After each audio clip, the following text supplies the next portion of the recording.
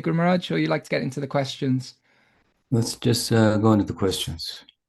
Okay, so the first question today is from Braj Sundari, and she asks, there is a song by Vrindavan Das Thakur called Antar Nitai Bahir Nitai. The fifth verse of this song is translated, he enjoys pastimes with the sakhis. What more can I say? Nitai is the eyes, mouth, and limbs of everyone. Nitai, Nitai, Nitai, Nitai. I see only Nitai dancing. I'm wondering about these pastimes with the sakhis. What could it refer to? Balaram's dancing with his gopis or something else? There is no word Sakhi used in Bengali, which goes ki kahiba ara nitai sabara anki mukha sava anga nitai nitai nitai nitai nitai nutara ranga.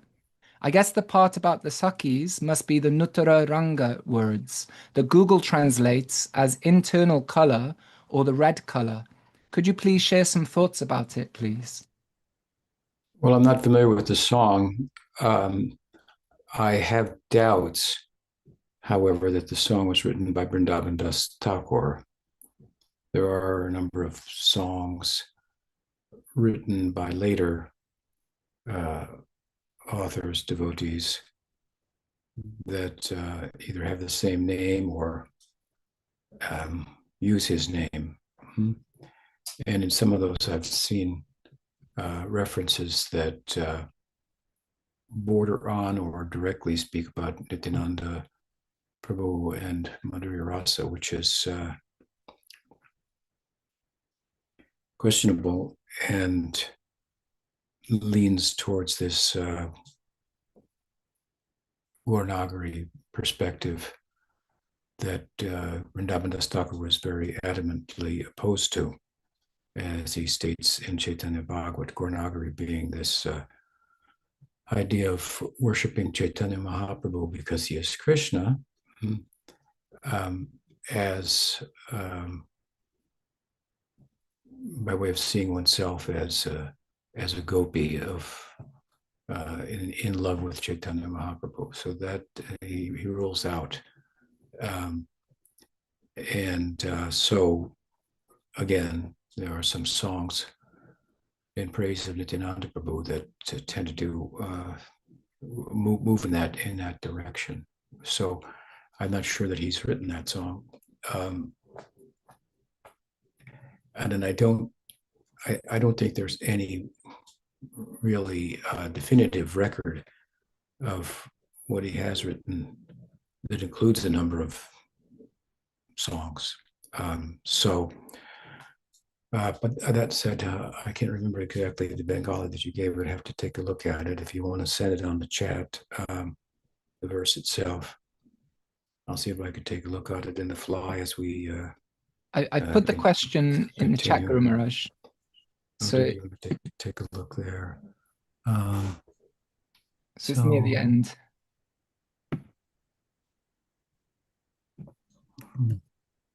Well.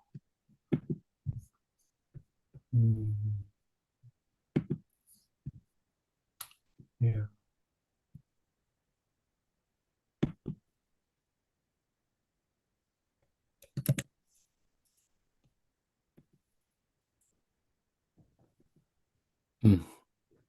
So Kiko Hiba Ar Nitai Savar Anki Muka Saba Anga Nitai Nitai Nitai Nitai Nitai Nutan.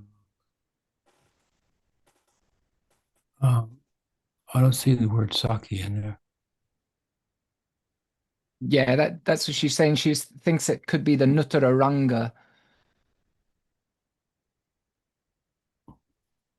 Yeah, he says, I mean, yeah. I don't quite understand. Is this the verse, or is there another verse that says otherwise? This is the verse she's referring to. I can look up the song and pop it in the chat. So where's the word Saki that she's concerned about?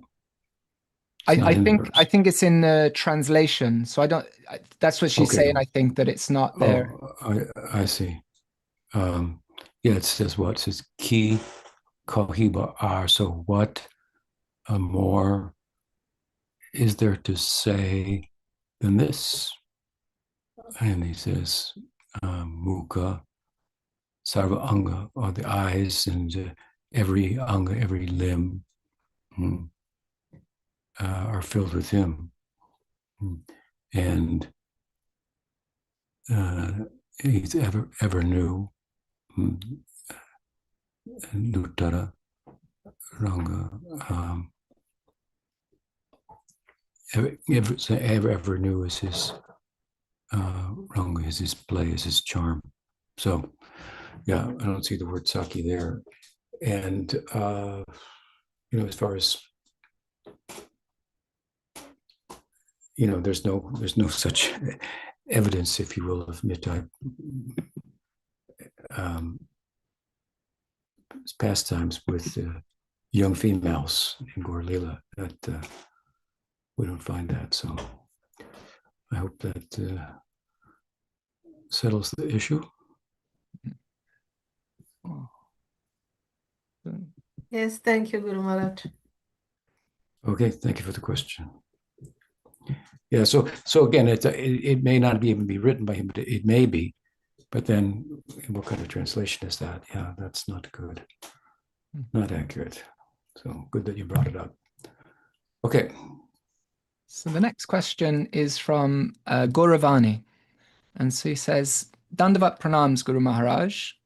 When Mahaprabhu and Nityananda Ram first meet, Mahaprabhu reveals his Sadbhuja form to him. Why does he reveal this form to Nityananda Prabhu in particular?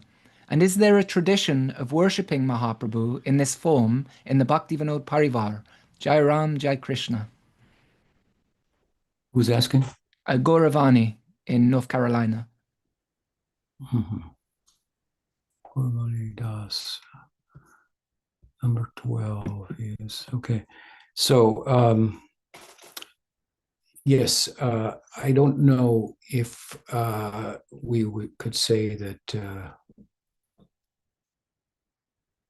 he revealed a particular six-armed form to Nityananda Prabhu per se, rather than to all the devotees at the time. And Nityananda Prabhu was present. So I'd have to look at that, at the text. I believe this was in Navadvip, and described a little differently in terms of the six arms than the more famous Sadbhuj manifestation in Jagannath Puri before Sarvabhauma Bhattacharya. And I think the difference is that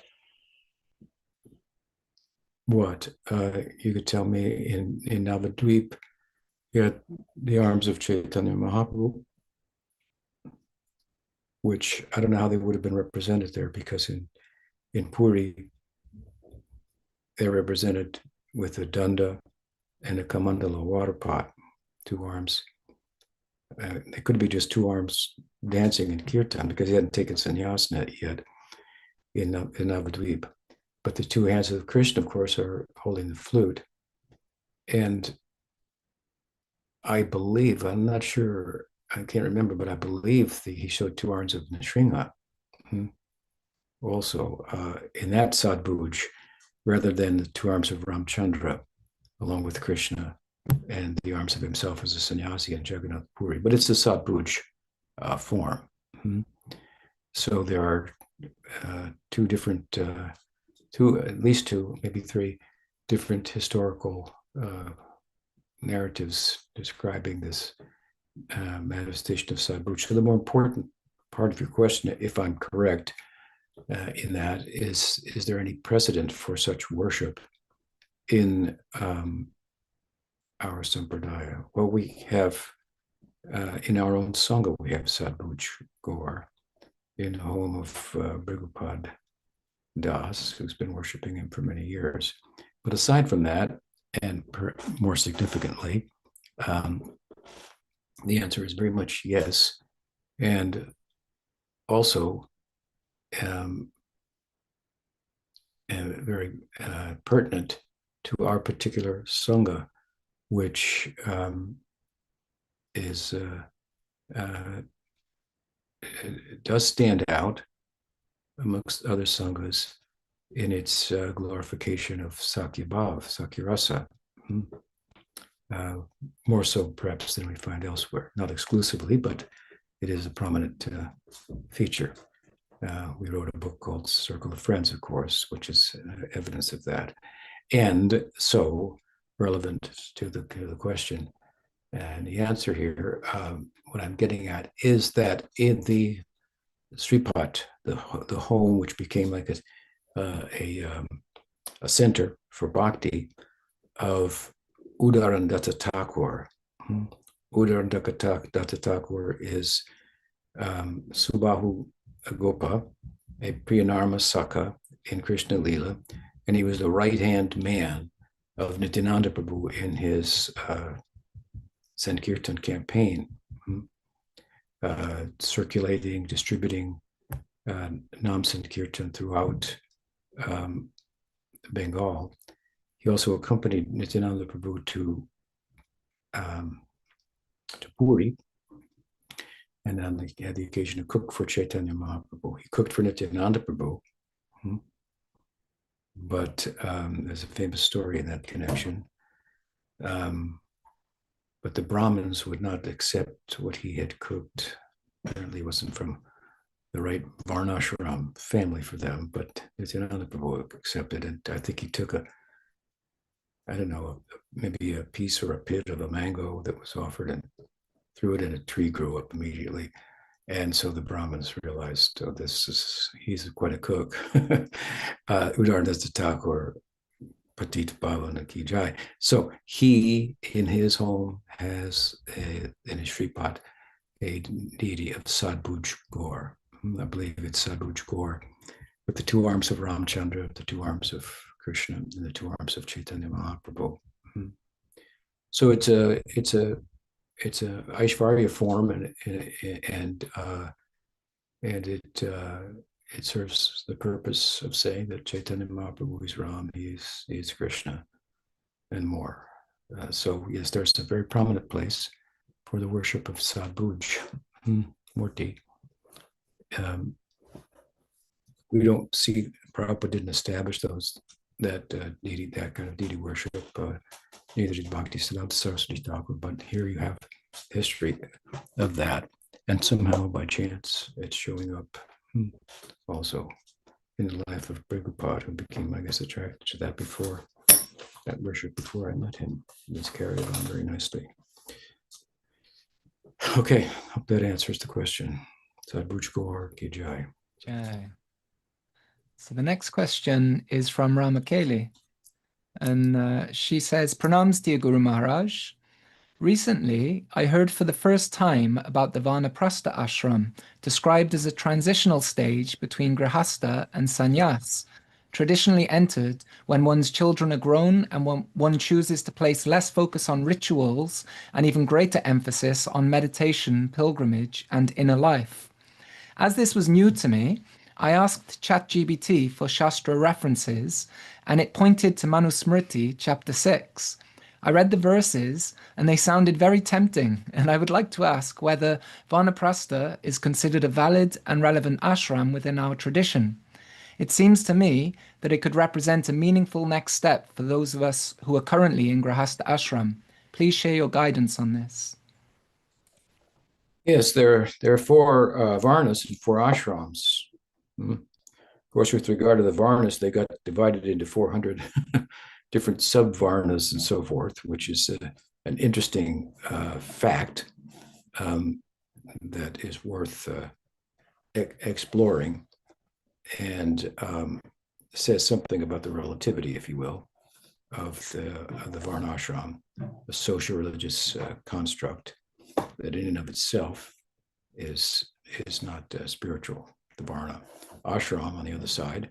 So there are four of those as well. So you have the brahmacharya, you have the grihastha, you have the vanaprastha, and you have the sannyas. So I would say I think that the ashrams are more relevant, that side of Varna and ashram, than the Varnas, if you will, in Gaudiya Vaishnavism. It is said definitively in the 11th canto, I think the 20th chapter, 9th verse, or the 9th verse, 9th chapter, 20th verse, I can't remember, of the 11th canto, that those who have faith in bhakti, they no longer are bound, but so far not. Or the varnashram system as a whole. Nonetheless, we have brahmacharis, we have householders, obviously, grihastas, we have sannyasis, and you're asking about the vanaprasthas. So yeah, vanaprasthas is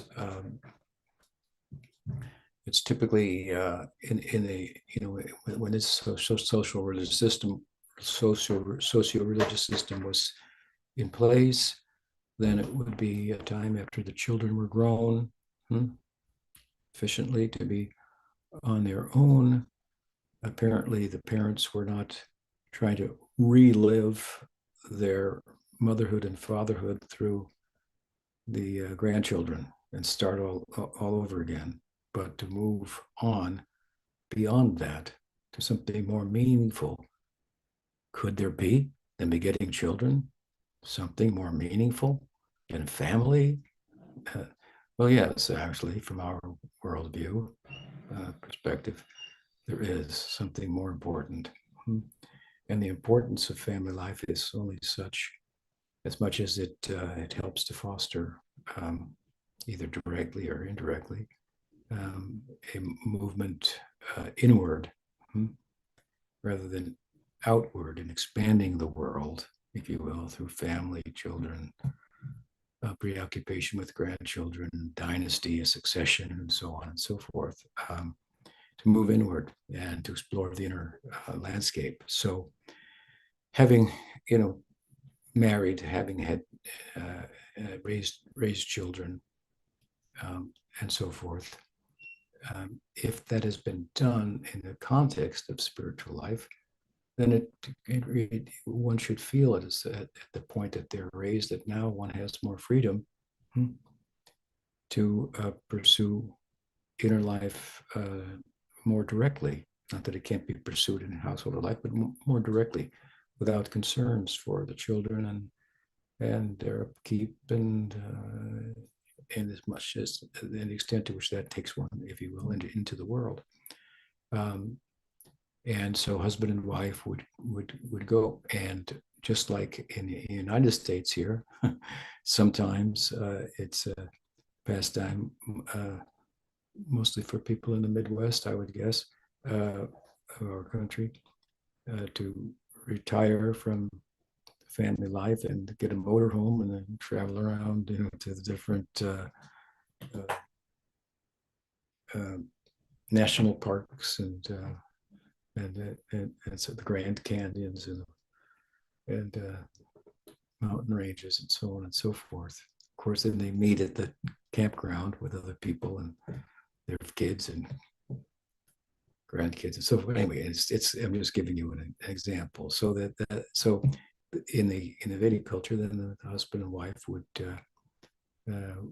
go and travel and to pilgrimage places and the temples and so forth. And so that would be a strong step inward. And then, of course, sannyas is an option that appears as well at a certain point. So, yeah, I think it's a very, very good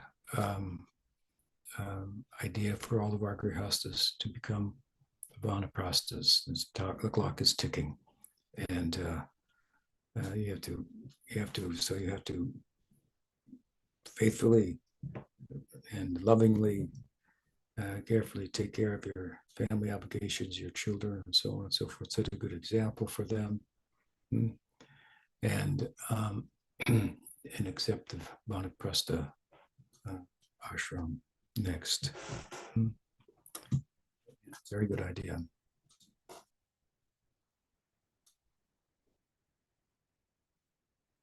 What else? The next question is from Radha, Brigupad's daughter. And so she asks, what are your thoughts on lab-produced meat? I never tried it. But my thoughts are, it's a little, immediately, it's a little repulsive to me. But I think that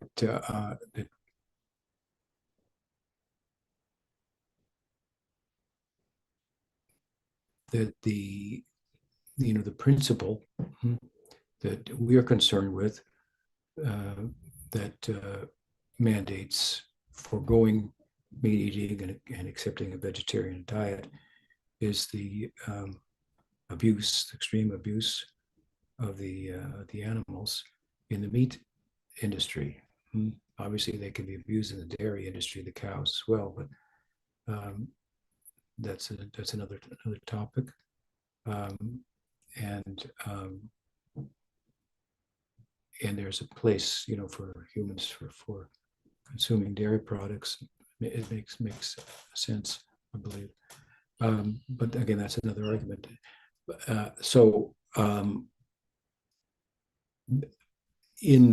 As I understand it, lab-produced meat is the very purpose of that is to provide something that people have an appetite for, they cannot conceive of giving up, that could be satisfied without it,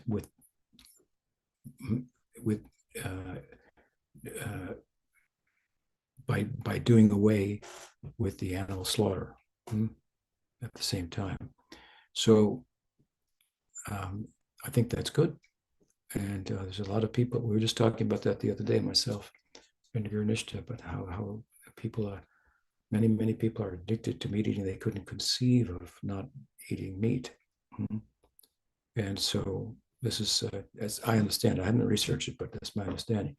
This is a good alternative. I don't, there are other, plant-based imitations. If that's not enough, I guess you could go with such. I wouldn't offer it on the altar, but Krishna does say yat karoshi rashmasi yat jahoshi dirasi yat tapasvasi kundeya tat kurushva mararpanam. He says, aside from offering me with love and devotion for my pleasure, fruit, a flower, a leaf, or whatever, water, whatever you do, whatever you eat, just that should be offered to me. That'll be a lower standard, but a form of bhakti. So I think it's a good alternative, right, for people who are addicted to eating meat. I think that was what I would conclude. I don't know how popular that's become or how widespread that it has, or even if that has hit the market commercially.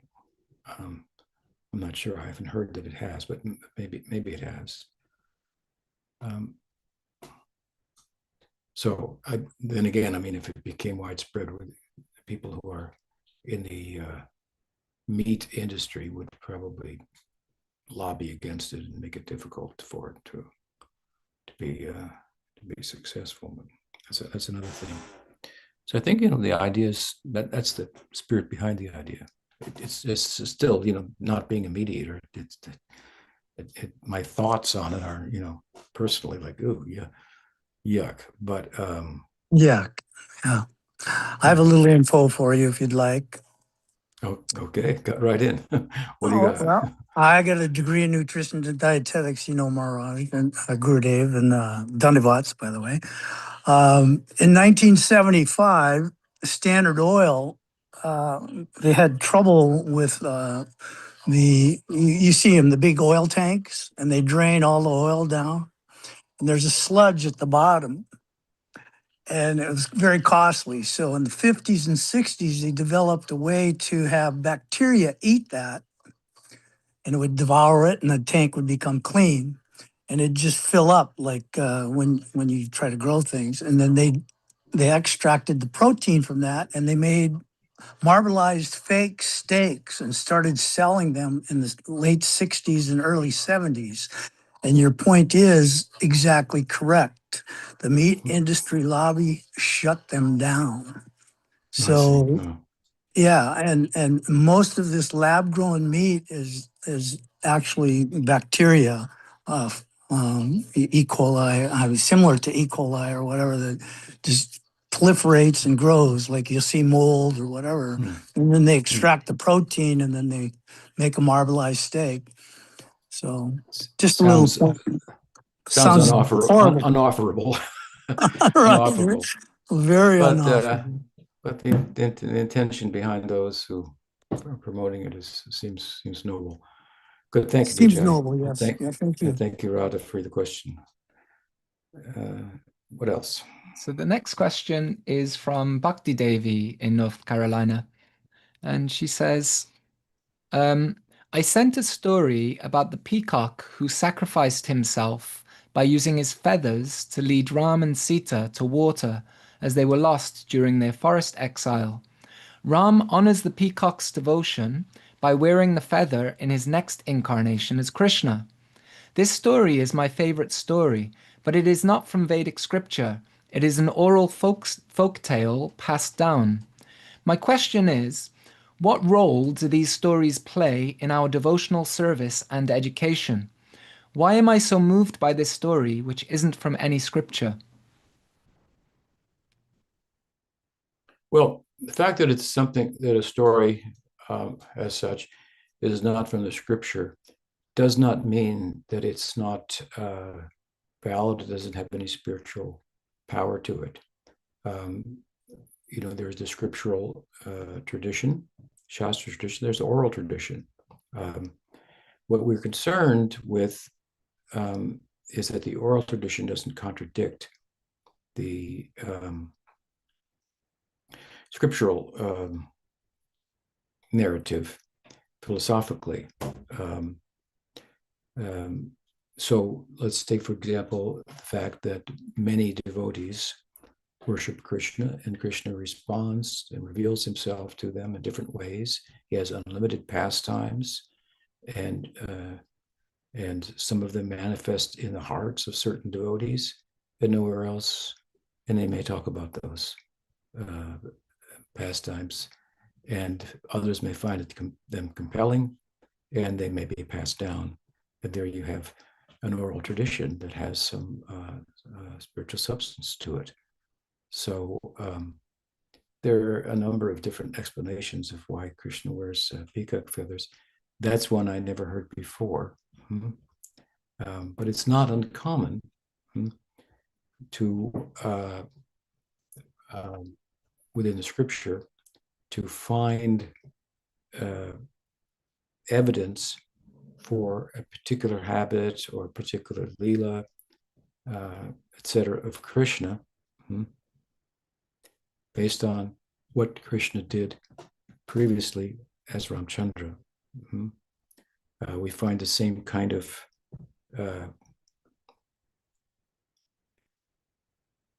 same thing with regard to Chaitanya Mahaprabhu and Krishna Lila. Krishna acted in a certain way, and therefore Chaitanya Mahaprabhu was Krishna in the next is acting in a particular way. So those kind of parallels, if you will, or connections, can be drawn by different devotees, even though they're not written in the scripture.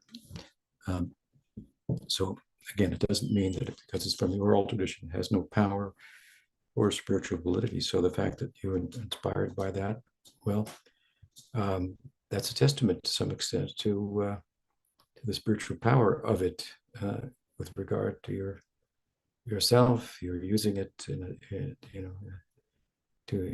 a way that it's inspiring you to appreciate the peacock feather and connect Krishna with his previous incarnation. So no harm. Ramchandra ki jai. Ram Lakshman ki jai. So the next question, I'm going to ask two questions because they're quite related. So I'm just bumping Gayatri's question up on the list because it relates to today being Siva-ratri. And so she says, would you please be so kind and speak a little about Lord Shiva and how we can honor him? Any particular prayers or offerings? How can we approach him as Krishna-bhaktas? And then related, Braj Sundari, she asked, in one class on Siva-ratri, you mentioned that there is a temple of Lord Shiva somewhere in Braj where devotees walk on glass and that he himself did it as well. Could you say something more about this temple and the experience? Yes, those two are related. Forgive me, my memory is for names and things is not as sharp as it used to be, but that is the most famous temple of Shiva in Vrindavan. I think there are 4 basic lingas, Shiva lingas in Braj. Shiva is called Kshetrapal, the protector. Mahadev Gopisvara.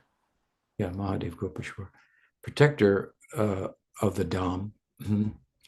And so this Mahadev is Shiva's name.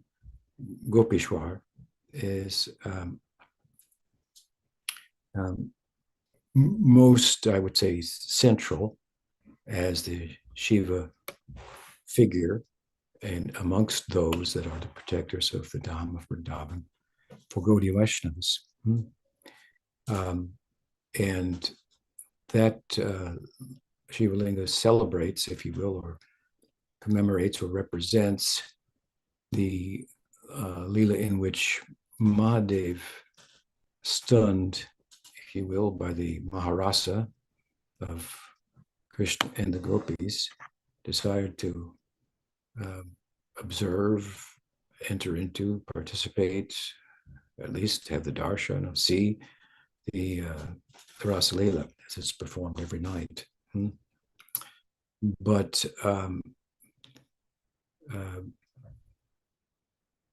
I believe he manifested a form of a gopi, but the gopis had not met that gopi before, and they asked, "Who is your father? This is now we're going to the oral tradition. Who's your father? Who's your mother? What village are you from?" And Shiva couldn't come up with the answers because he didn't have a father and mother. So they questioned his gopihood, if you will, but accepted him nonetheless by posting him outside at the gate, if you will, to the Rasa Leela as the protector there. And so that lingam is dressed up regularly in Vrindavan as a gopi. And on Siva-ratri, many pilgrims from all over come to Vrindavan.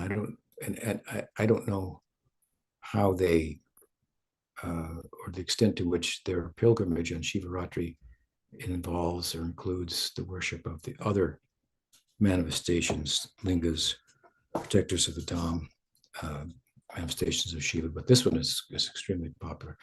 And so, yes, there's a kind of glass that's broken. I think they bring it with them, and they throw it on the ground, break it, and then they walk on it and circumambulate Gopishwar. I've been there and done that, if you will.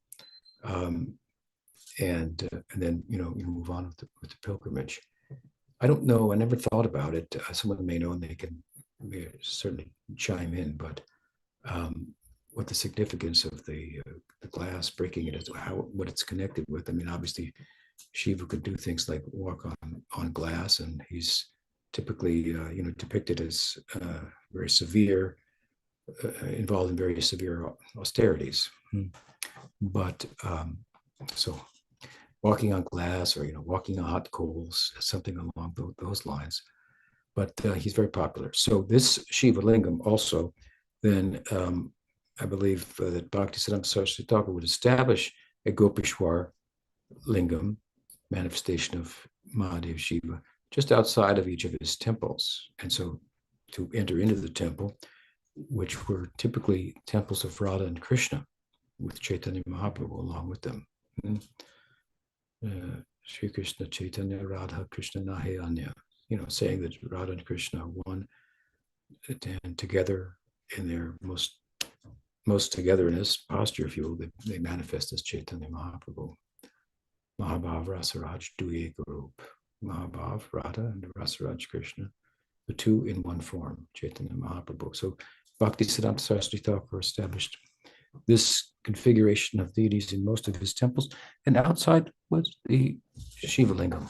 And so the devotees would circumambulate the Shiva lingam and say the prayer in praise of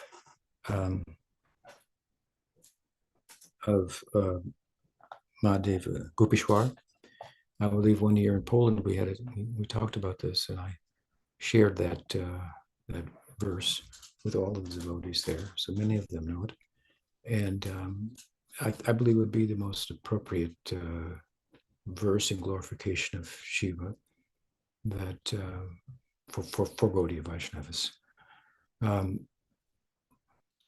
I can't think of it now, but recently I came across a whole Shiva Astakam composed by, I can't recall either, but one of the founding acharyas of Gaudiya Vaishnavism. So, and I have it somewhere here, but that would be something else to introduce in this regard. My name is a name for Shiva, so Tripurari is a name for Shiva. When Shiva was empowered by Krishna to do something more than Shiva could do unto himself, Prabhupada said, your name is Tripurari, so you should defeat all the demons. Then he told that story in brief to me one day.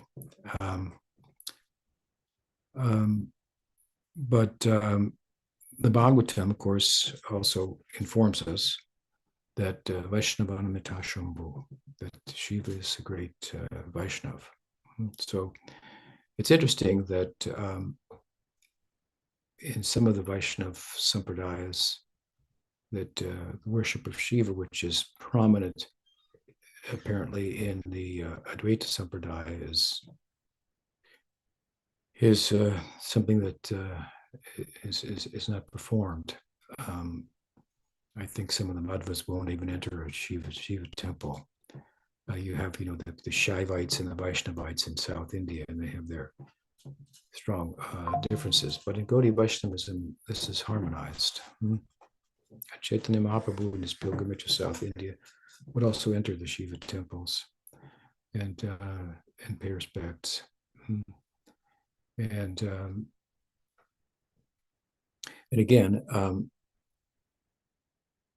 while the Shaivites want to say Shiva's to Bhagavan Swayam, and the Vaishnavas, they want to say that Vishnu is supreme, and they argue over that. We have a different perspective. We say that Vishnu is supreme, but we say something more that I think is very endearing to Mahadev. More endearing than to say he is the supreme God, maybe quoting the Shiva Purana, and arguing that Vishnu is not. I don't think there's that strong of an argument to be made, but they make one.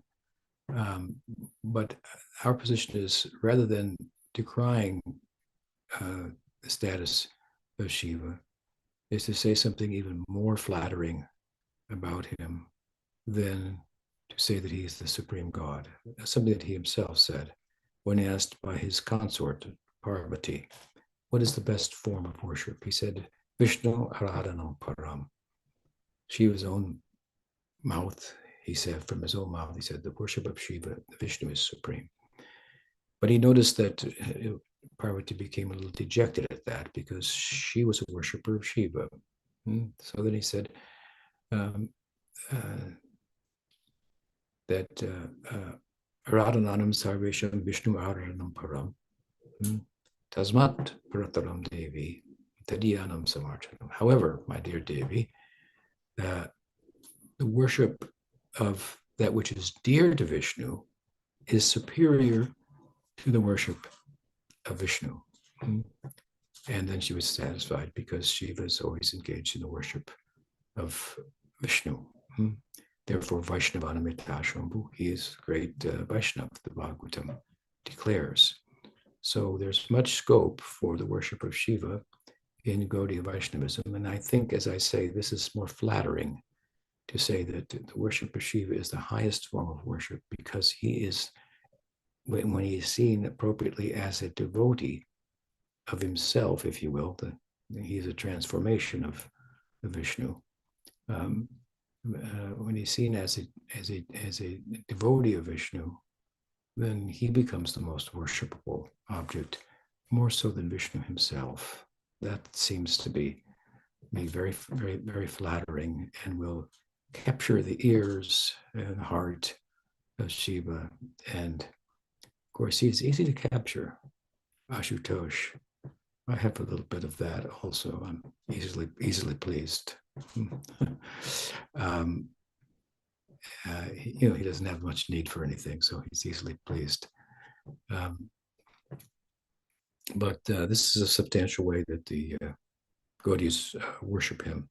And I think that it makes quite a bit of theological sense that he will pay more attention to them than the Shaivites themselves, who want to worship him directly. And that, in the context of that, cast aspersions, if you will, on the worship of Vishnu. Not a good idea, but he accepts them nonetheless. But the Gaudiyas, they have a better and more beautiful idea. Mahadev ki jai. So a few of the devotees have put some of those prayers in the chat if anyone's interested. Okay. And then there's also a follow-up connected question, I guess, from Thomas, I think in Finland. So yeah, maybe. And Thomas says, Dandavat Pranams, Guru Maharaj. Lord Nrisinghadev has been in my mind lately. Today, during Japa, Lucky you. Today, during Japa meditation, I somehow started to think trident. This brought up a question. What is the correlation of Lord Nrisinghadev and Lord Shiva? Well,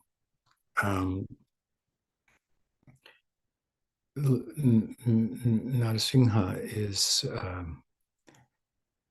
like Ramchandra and Krishna. Krishna, Ramchandra, and Nrisingha, they are all Sadaishvarya, manifestations of the Godhead, in which 6 opulences are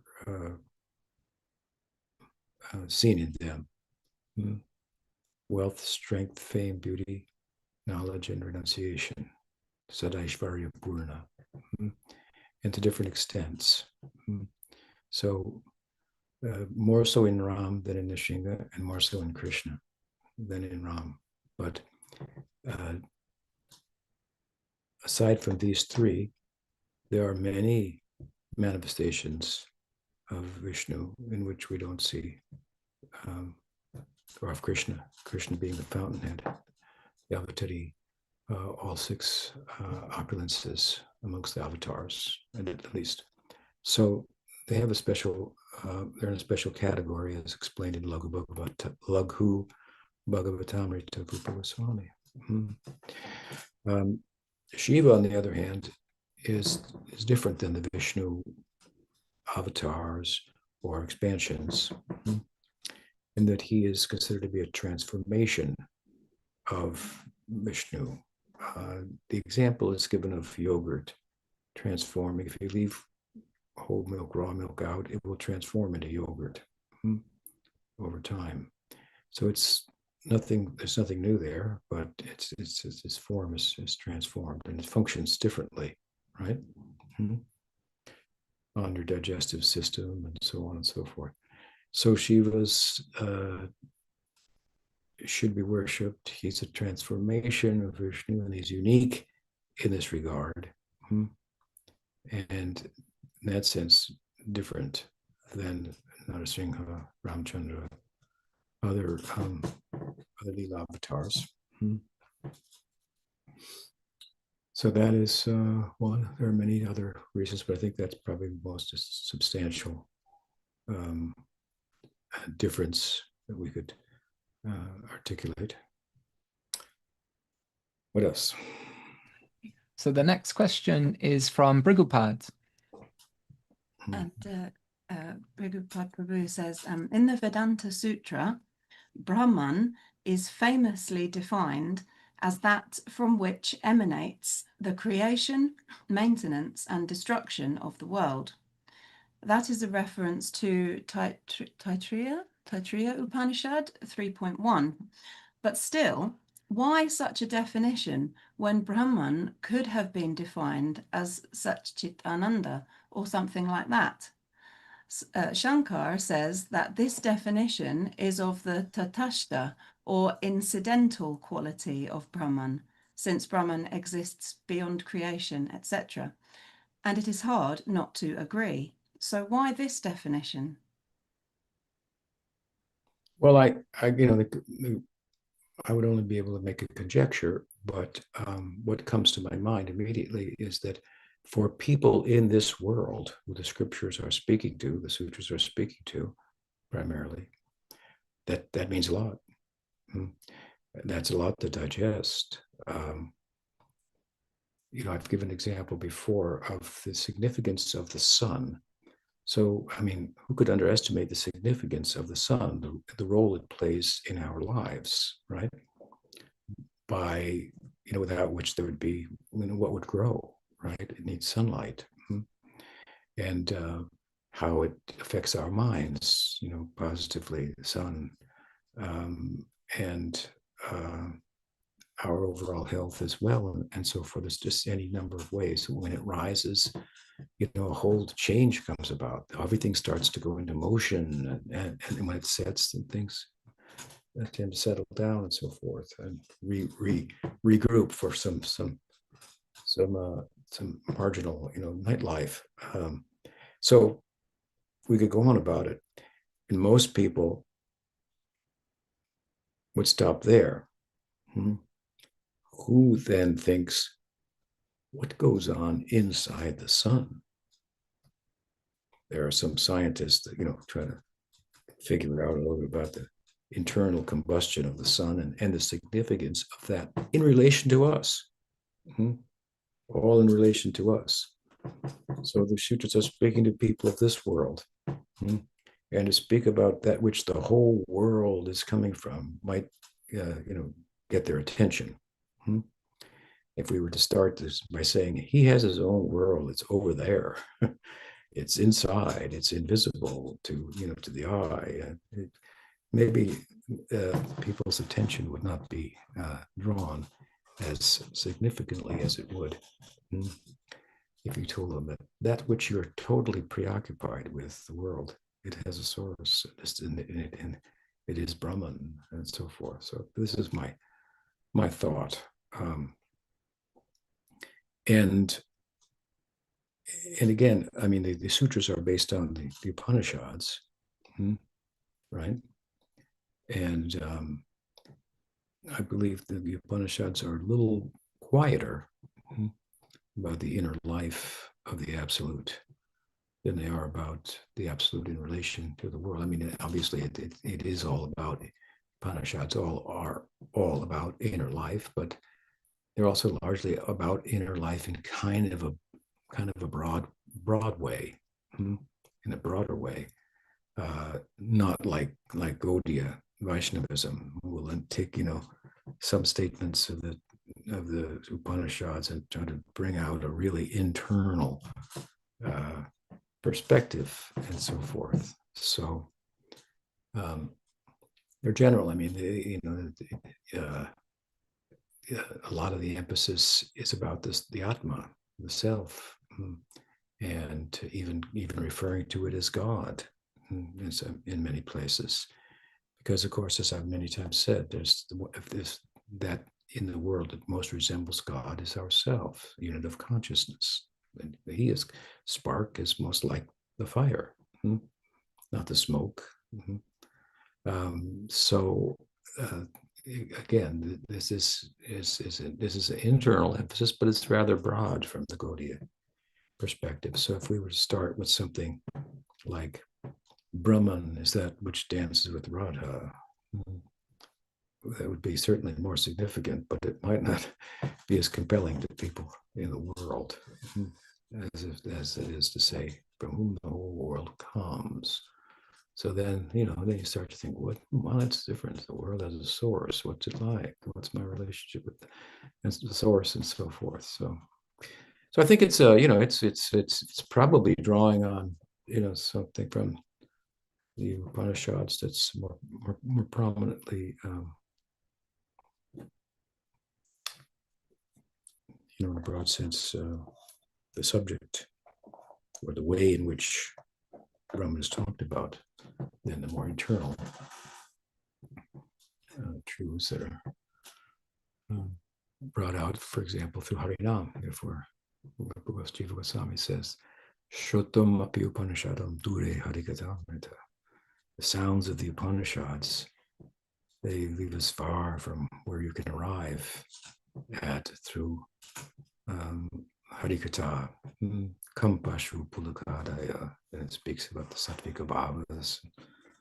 So if we said, Brahman is he by whom, if you listen, you'll undergo Sattvika Bhavas, people might say, I don't know if I want to undergo those Sattvika Bhavas. They sound pretty frightening. After all, what is it said in Chaitanya Charitamrita? What is the verse? The character, the charit of Prem, Bhayavisha Jalahoy, Pitare Anandamoy, Krishna Prema Adbhuta Charit.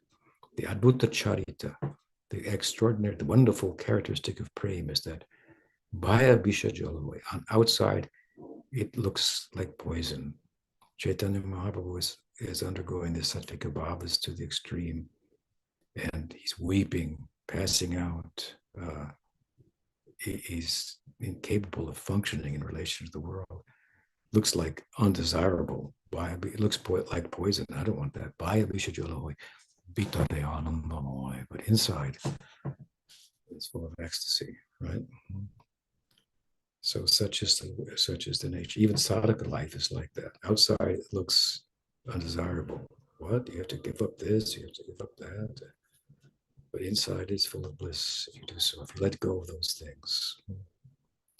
So to speak of praying, hope that answers the question. What else? The next question's from Vijay Kumar.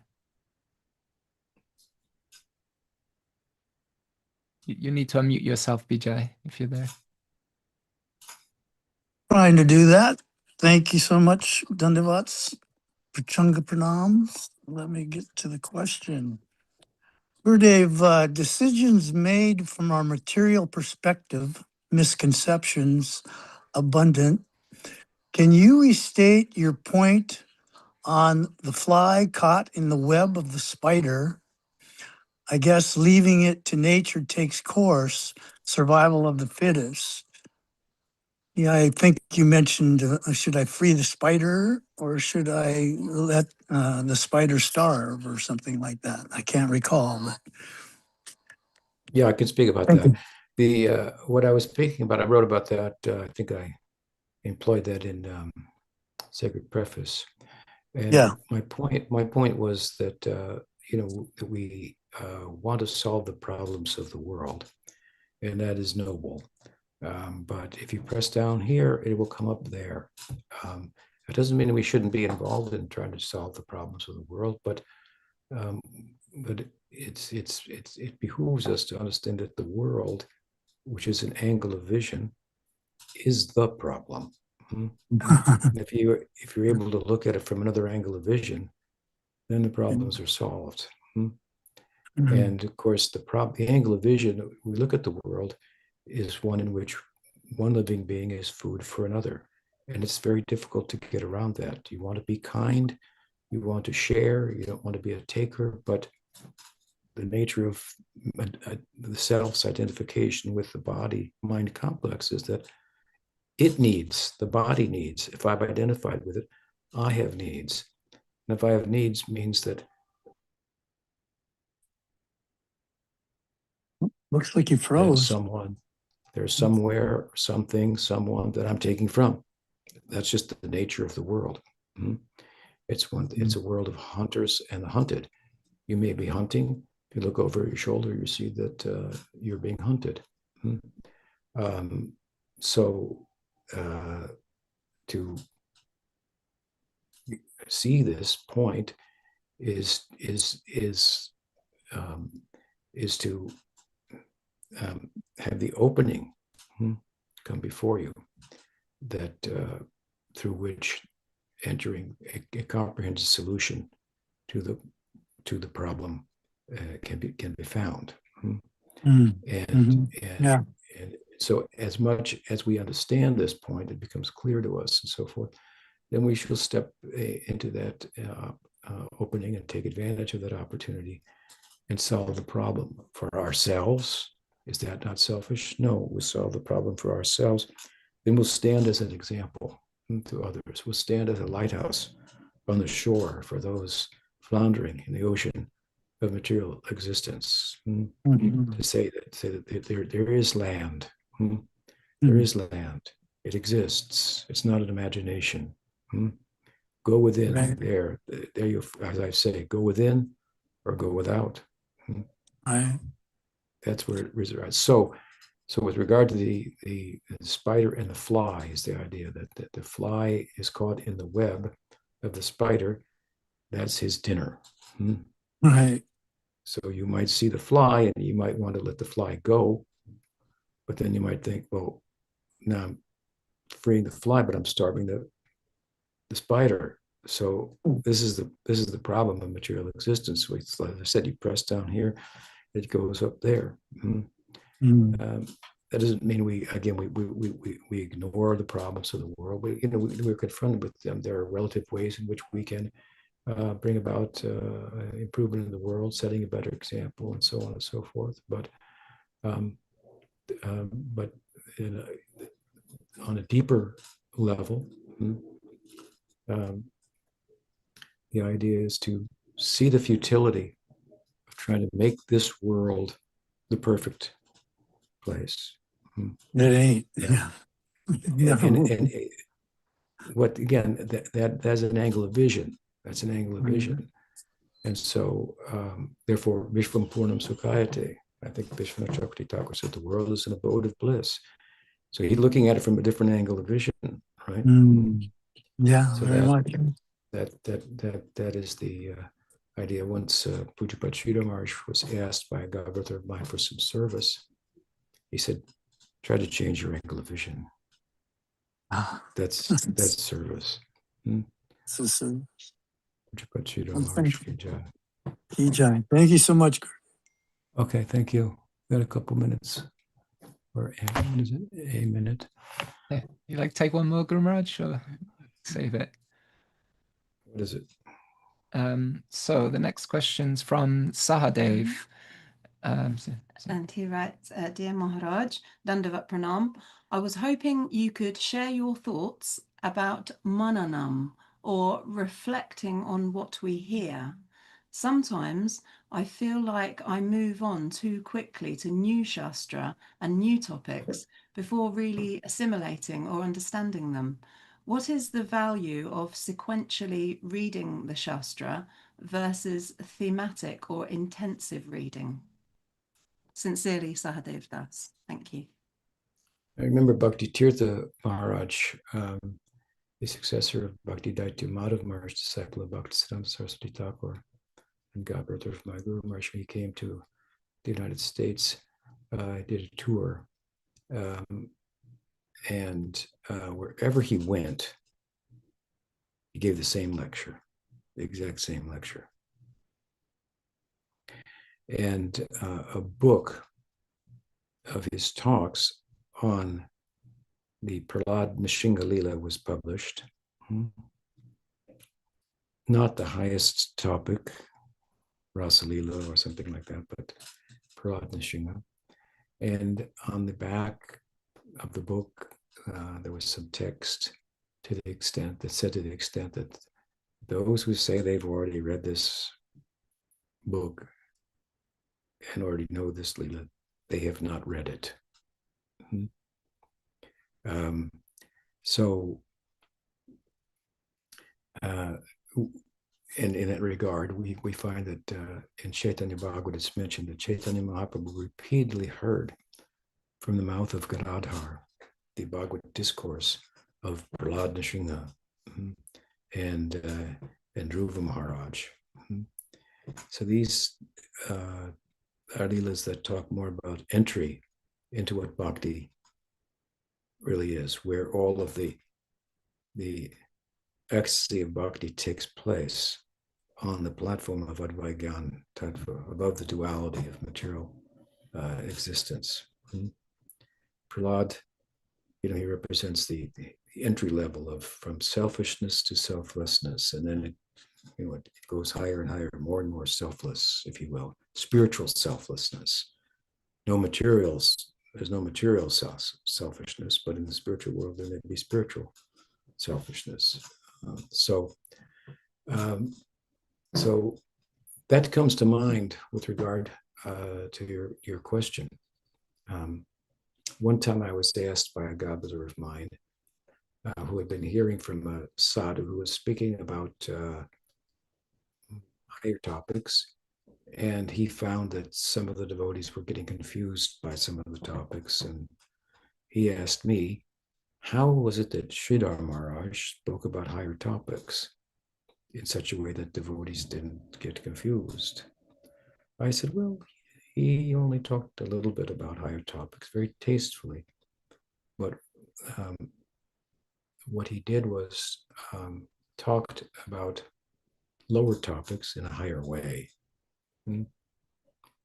to really bring out the beauty in such an idea as you're not the body, for example, which I've heard of, you've heard 1,008 times, you already know it, but you don't know it.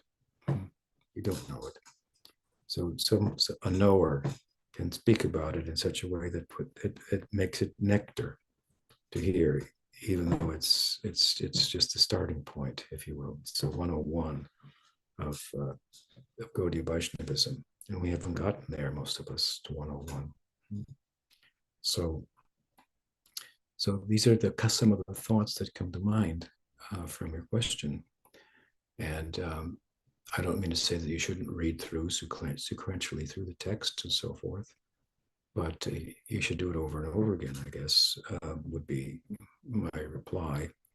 And if you get stuck somewhere, that may be good. Maybe that's where you belong, at least if it's in the 10th canto, which has its centers of Vatsalya, Dasya, and Madhurya, as I've many times explained. But Mananam means, as you said in your question, to contemplate the meaning. And I think that is very important, significant. Let's take, for example, our mantra. We chant a mantra. We have Diksha mantras. They have meanings, word meanings, and so forth. And in fact, recently I wrote a whole new translation of the Diksha mantra, so I should send it, make it available to some of you, all of you. But we may find ourselves that we chant the mantra, but our mind is going somewhere else. If you're chanting your mantra, and then you realize, oh, I'm on the third mantra. How did I get to the third one already? Unconsciously, my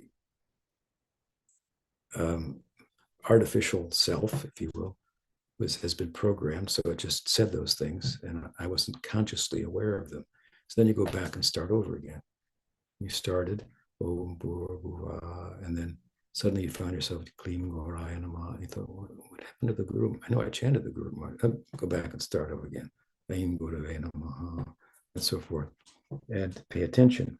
So one of the ways that we can move away from not paying attention and being distracted by the mind is to chant the mantra and simultaneously do Mananam. So contemplating the meaning of each word. And that should transport us into Smaranam, actual meditation on the mantra, by which more meaning that could possibly be arrived at by Mananam is arrived at. By contemplating the word meaning, significance, and so forth. I mean, there's one thing. There's this paroksha gyan, or I should say, this is indirect knowledge. It's a reference only. I hold up a reference. I put on a chalkboard 2 + 2 = 4. This is a reference. This isn't knowledge in a primary sense. This is knowledge in a secondary, in a representational sense. Symbolically, I'm trying to convey the knowledge.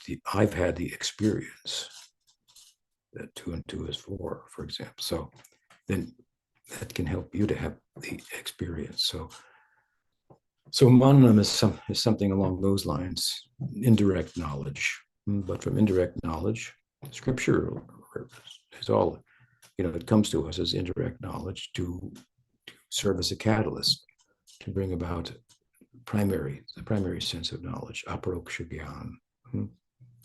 So there's a good place for that. I hope that I'll be a little brief since we're at the end of the time, but I hope that answer helps. Appreciate your presence and your question. And that's all for today. Nice to be with you. Sri Guru Maharaja Bhaktivinoda ki jai. Jai. Haribo. Hari. Quite a group there in Brighton, I see. Yeah. Okay. Yeah, they've come to visit us from London. Hari Jan's here too. He's just hiding away. There he is. Very nice. Okay. Haribo. Hari. Sri Guru Maharaj ki jai. So thanks everybody for your questions. And we actually got through the list. I didn't think we'd get through today, but so we've actually finished. Now we have no more questions for next week at the moment. So do let us know if you'd like to be added to the list, and hopefully we can have some nice questions next week too. And have a lovely week. Hare Krishna.